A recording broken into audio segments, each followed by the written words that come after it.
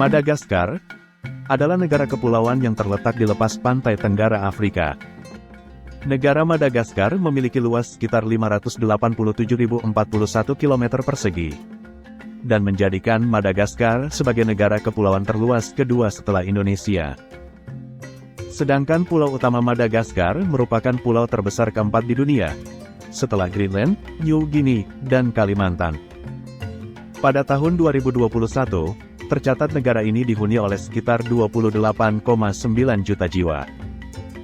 Meskipun terpisah sekitar 400 km dari daratan utama benua Afrika, para arkeolog menyebutkan bahwa penghuni pertama Pulau Madagaskar bukanlah berasal dari etnis asli benua Afrika, tetapi berasal dari pelaut yang datang ke pulau tersebut.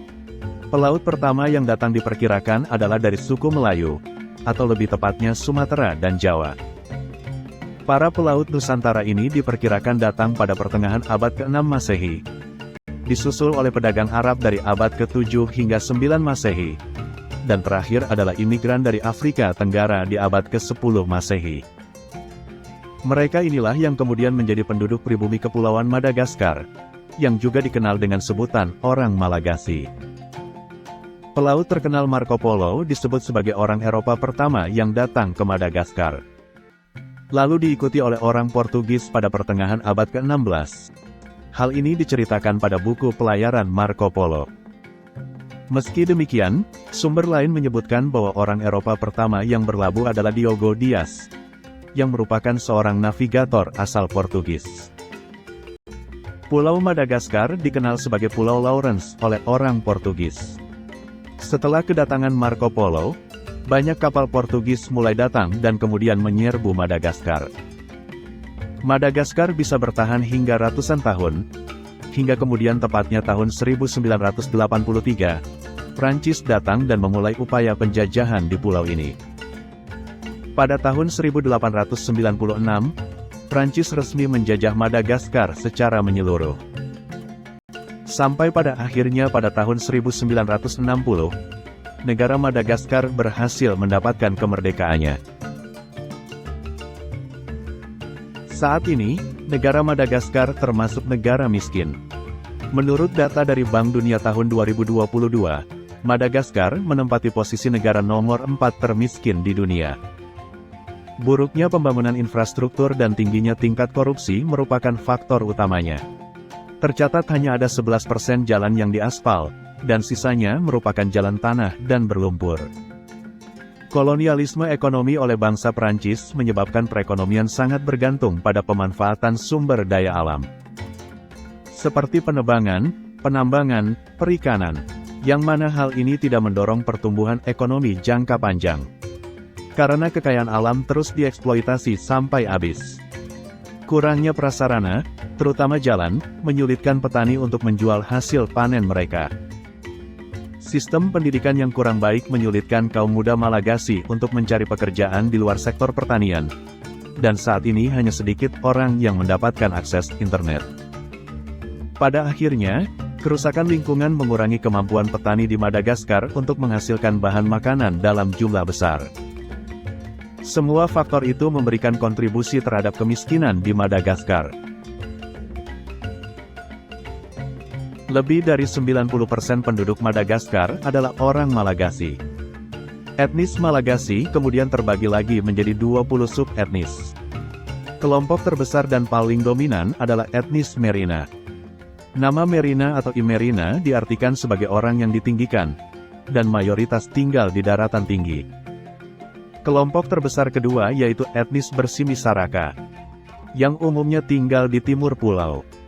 Dan kelompok terbesar ketiga adalah etnis Betsileo, yang menghuni dataran tinggi di sekitar Fianarantsoa.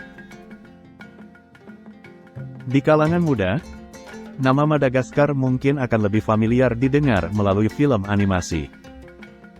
Film ini diadaptasi dari kekayaan satwa yang menghuni Madagaskar. Berbeda dari film animasi Madagaskar, pada kenyataannya di Kepulauan Madagaskar sendiri tidak ditemukan hewan seperti singa, jerapah, kuda Nil ataupun zebra.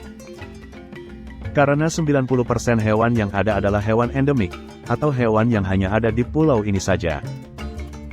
Terdapat 50% populasi bunglon dunia, tinggal di Madagaskar. Mamalia terbesar di negara ini adalah fossa. Binatang ini terlihat seperti campuran antara kucing, anjing, dan luwak dengan panjangnya bisa mencapai 6 kaki. Madagaskar juga merupakan rumah bagi tikus raksasa yang melompat, seperti namanya ia bisa melompat hampir 40 inci ke udara. Kemudian binatang terkenal lainnya adalah lemur. Hewan ini dianggap sebagian masyarakat sebagai hewan suci dan menjadi simbol dalam agama tradisional. Agama ini memuja leluhur, dan lemur dianggap sebagai jelmaan dari leluhur mereka. Selain fauna, Madagaskar juga memiliki flora ikonik. Pohon unik ini bernama baobab. Pohon baobab memiliki ciri berukuran besar seperti botol, sangat tinggi hingga mencapai 30 meter, dan daunnya hanya tumbuh di ranting yang berada di puncak batang pohon. Tapi sayangnya pohon ini tidak ditemukan di semua tempat di Madagaskar. Jika ingin melihat pohon ini maka wisatawan wajib mengunjungi Baobab Avenue. Di sini pohon raksasa tersebut tumbuh berjejer, dan di tengahnya ada sebuah jalan lurus. Jalan ini merupakan salah satu spot foto yang paling ikonik di dunia. Jika berkunjung ke Baobab Avenue, usahakan dari siang hingga sore, karena sunset di sini sangatlah mempesona.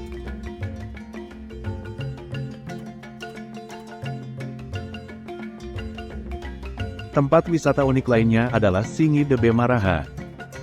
Tempat ini terkenal dengan pemandangan batu kapurnya yang indah. Tempat ini diakui sebagai salah satu situs warisan dunia UNESCO pada tahun 1990 karena keunikan geografi, hutan bakau, populasi lemur, dan burung liarnya. Letak cagar alam seluas 666 km persegi ini berada di Melaki, bagian barat Madagaskar.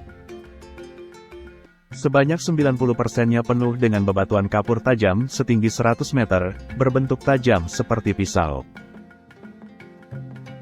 Kemudian ada situs pemakaman berusia 500 tahun, terletak di Royal Hill Ambohimanga, sebuah kawasan hutan hujan rimbun di Atsinanana. Selain itu penduduk Madagaskar memiliki tradisi yang unik, yaitu Famadihana. Dalam tradisi Famadihana, keluarga yang masih hidup akan menggali kuburan leluhur atau keluarga. Hal ini dilakukan untuk mengeluarkan jasad leluhur atau keluarga, dan membungkusnya kembali dengan kain kafan yang baru. Kemudian diikat dengan tali. Tradisi ini hanya boleh dilakukan oleh pihak keluarga saja. Sebelum kembali dikuburkan, tulang belulang mayat disiram dengan anggur atau parfum. Pada prosesi ini, akan dipercayakan pada wanita yang sulit mendapatkan keturunan, untuk mengambil sobekan kain kafan yang sudah usang dan menyelipkannya di bawah kasur. Konon cara ini bisa membuat mereka mudah mendapatkan keturunan. Dengan semua kekayaan alam dan keunikan budaya yang ada di Madagaskar, diharapkan dapat meningkatkan perekonomian negara. Sehingga kehidupan masyarakat bisa menjadi lebih baik.